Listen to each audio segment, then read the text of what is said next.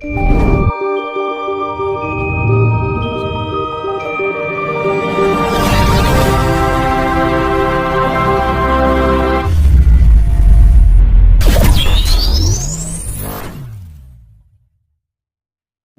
kegagalan ilmu pengetahuan yang ada. Ilmu politik satu kontainer dan kitab suci satu kontainer saya ringkas jadi satu lembar. Ya tahu era sekarang sudah era digitalisasi ya, ngapain baca buku tebel-tebel, capek-capekin aja. Lebih baik nanam bayam kayak nanam ketela dimakan bisa, karuan itu ya. Nah ini ajaran Bung Karno. Kenapa ajaran Bung Karno? Karena ajaran Bung Karno itu mengakomodir pikiran-pikiran dari seluruh ajaran yang ada, baik itu ajaran kitab suci ataupun ajaran ilmu politik. Kitab suci misalnya, setiap kitab suci pasti menceritakan asal mulanya alam semesta. Dan setelah itu setiap kitab suci selalu menceritakan tentang nasib manusia itu jangan sampai menyembah berhala. Ya toh? Setiap kitab suci ya. Setiap kitab suci pasti itu intinya. Nah, oleh karena itu sebelum ada manusia diciptakanlah ini bumi. Sebelum ada bumi yang ada adalah udara, air, api, tanah. Berputar-putar udara dibakar api yang membara. Sebelum ada manusia diciptakan dulu malaikat. Saya pakai istilah maha malaikat.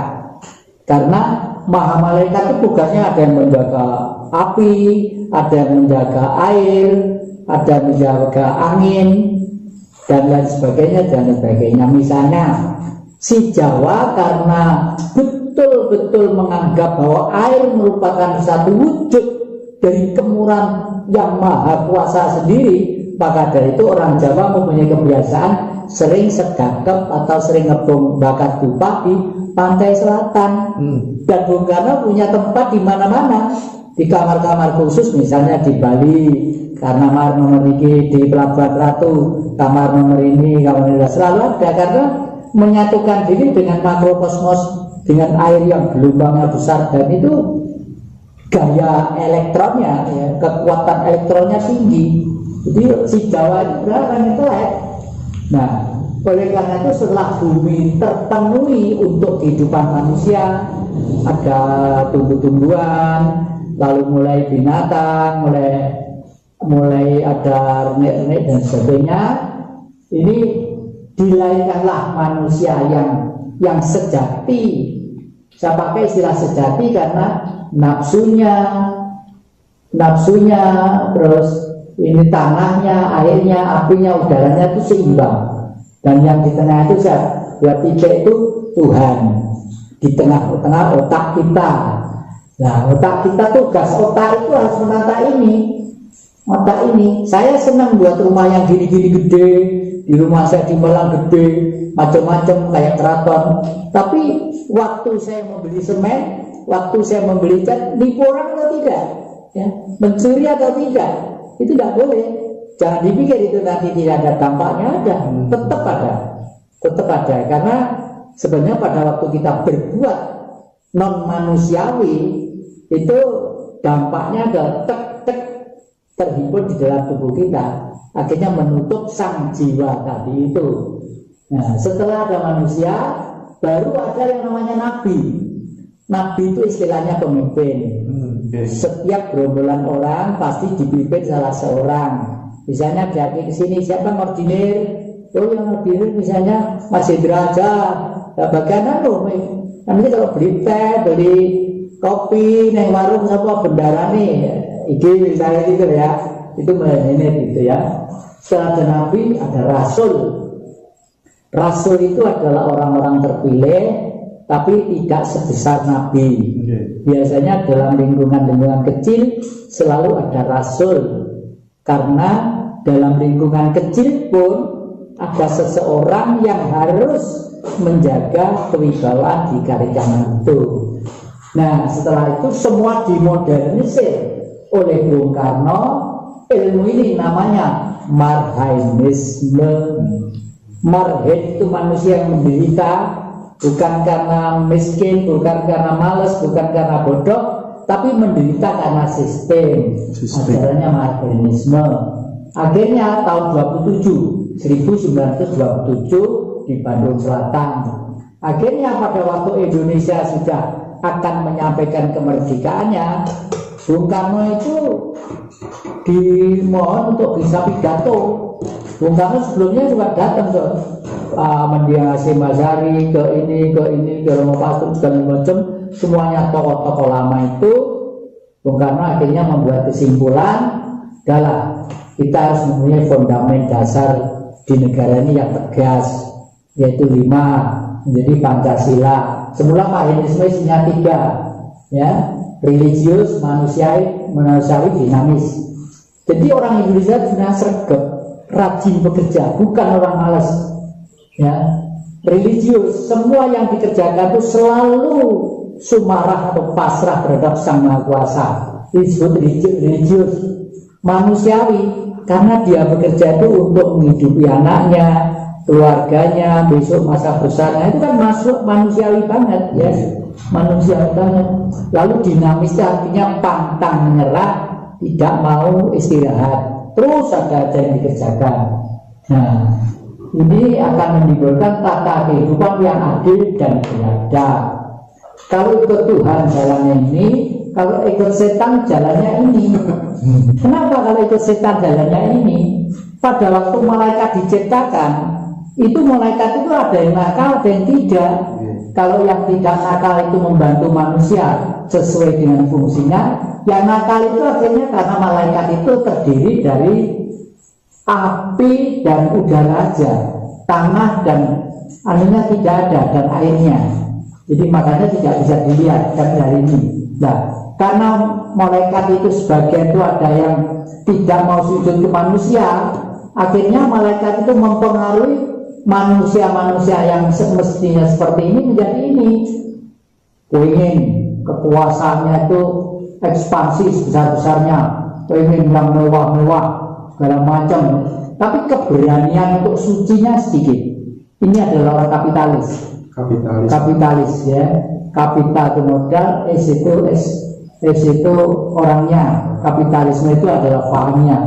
Dan tadi saya katakan, manusia hidup itu secara ekonomi harus mencari keuntungan sebesar-besarnya dengan modal dan ongkos yang sekecil-kecilnya. Itu. Akhirnya menjadi ini. Nah, ini akibatnya disebut sekuler. Sekuler itu punya gereja, punya masjid, punya wihara, punya pura, punya tasbih, punya macam-macam, punya salib. Tapi pikirannya itu nggak seimbang dengan kemanusiaannya. Ada lagi yang ateis. Ateis itu sama sekali tidak percaya. Oh, ngomong Tuhan itu berkaya atau orang males itu ngomong yang real aja, cari nasi satu piring sehari sulit tuh ngomong yang nggak ada. Jangan diturut. Nah, ini akhirnya ateis. Nah, karena dua-duanya itu sudah berpikiran politik untuk kepentingan bangsanya, tidak sadar bahwa Tuhan ciptakan berlainan untuk saling menang tadi itu, akhirnya semuanya butuh militer. Untuk apa? Untuk melindungi anunya, emosinya. Kapitalis membentuk militer, komunis membentuk militer. Militer disebut fasis, pasti halal segala cara, pasti kegelapan, pasti kehancuran. Ini dalamnya setan, betul. Dan ini meskipun mikro manusia ini belajar ini gampang, soalnya dampaknya itu cepat gitu loh ya. Dampaknya apa yang di sini tuh? Kalau roh kita tidak kembali suci, bersembayang di matahari, jangan bikin hidupnya nanti itu enak, susah karena justru nanti itu dolanan mereka. Oh, ini dari magang, wes tak tunggu ini dulu pernah batu yang saya tunggu. Wes sekarang kamu menjadi anak buah saya. Mau tidak mau tiap hari harus menyuci kaki saya, harus nyewoi saya. Maaf ini bahasa kasar, becetol itu ya, becetol gitu loh ya. Dan itu ribuan tahun. Tersiksanya itu ribuan tahun. Kalau selama manusia mungkin umurnya sekitar 70-80 tahun lah. Tapi di alam sana ribuan tahun.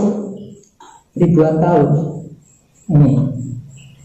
Nah, Betul, apalagi yang Jadi gini, ada 2 poin lagi yang berarti ya, ini penting sekali. Akhir-akhir ini banyak sekali informasi yang beredar terkait dengan tsunami 20 meter ya kalau nggak salah ya. Nah itu kan kemudian timbul kekhawatiran dan lain sebagainya. Barangkali yang bisa memberikan statement-statement peneduh, ya kan? Kenapa kok bisa seperti itu? Gitu kan, solusinya bagaimana? Gitu ya. Sebenarnya leluhur di Jawa dulu itu jauh-jauh sudah memahami bahwa ganasnya alam yang memang sudah dialektikanya seperti itu bisa diantisipasi, ya, bisa diantisipasi dengan apa? Dengan membuat tempat-tempat yang disakralkan. Disakralkan itu adalah dipelihara dengan baik, penuh dengan etika dan kesopanan. Misalnya kalau di sini, di situ ada biru, lalu ada lagi Watu Gede, tempat peninggalannya Kendes, dan kalau Kelut pun ada ini, Jawa Tengah ada apa, seluruh Nusantara itu pasti ada. Semacam kayak punden-punden gitu ya? Termasuk punden-punden. Karena punden itu kan bekas tempat beliau berada. Iya. Tapi sokmanya beliau masih setia di sana. Nah, sokma itulah yang mampu mendeteksi akan semuanya itu. Jadi kalau karena malaikat itu adalah pita gaib, kita bila perlu mendatangi mereka bisa, ya. Misalnya pada waktu saya pakai istilah saya menggulingkan Orde Baru. Saya hanya dua orang dengan wanita seperti ini, dari segede ini, umur 27 waktu itu, namanya Maharani Suwita, ya. Kenapa? Kalau terlalu banyak melumpuhkan Orde Baru itu pasti gampang ketahuan. Sana lebih kuasa, budenya banyak, mulai pistol sampai meriam kok. Kita ketepil aja tidak punya kok. Dan kita tanya kepada leluhur, datangi Gunung Lawu, datang ini, dan termasuk ke pantai selatan. Suatu saat karena udah capek bertahun-tahun ya, sama dengan saya dengan Mbak Rani itu di Pelabuhan Ratu, Mbak Rani, ayo kita Mbak, kita sedekap di itu loh, di Watu Karang di sana itu. Waduh jangan Mbak, sekarang pagi airnya roh, tapi kalau nanti jam sekian airnya gede itu batu itu nggak kelihatan. Nggak apa-apa. Kalau memang saya dan Mbak Rani itu bukan lakunya, biar telan samudera kita ada takut, percuma, memalukan. Saya sudah ninggal anak, ninggal istri, ninggal ini, gitu, ya. Terus akhirnya di sana, air itu datang satu rumah gedenya, ombak, tak dari jadi plak gitu, batin gitu, dimplak, Pak Paus ya bang gitu ya. Di atas saya itu, di atas saya, lalu udah gitu jatuh ada batu karang sekian. Terus saya pergi ke Jatinegara. Saya buat leontin, yang satu untuk beliau, yang satu untuk saya. Nggak tahu beliau sekarang di mana. Saya cari kok nggak ketemu. Kalau nggak salah terakhir hidup dengan suaminya orang Madura, tapi nggak tahu di mana aja. Iya. Jadi ini nanti itu kalau diajarkan kepada anak-anak gampang, karena Marianisme itu adalah real, gampang diterima oleh otak siapapun. Ya. Kalau ada statement yang mengatakan orang kemudian nanti bencana itu merupakan ulah Roro gitu, yang sepakat enggak ya? Ya error itu sebenarnya air itu sendiri. Tadi cerita ya sepakat juga. Coba bahasa Jawa aja kadang-kadang seperti itu. Dan air itu kalau nggak salah dia tidak saya kasih cerita. Air itu perwujudan Tuhan. Perwujudan Tuhan itu air itu. Kalau saya cerita aja di kampung dianggap saya orang senting. Ya tapi nggak apa-apa, ya nggak apa-apa. Saya sudah melakukan itu, saya apa? Kenapa wujudan dari beliau? Nah, buktinya bumi disangga air, tubuh kita 70% air, dan air itu semua yang dapat air mesti hidup. Otak kita 88% air.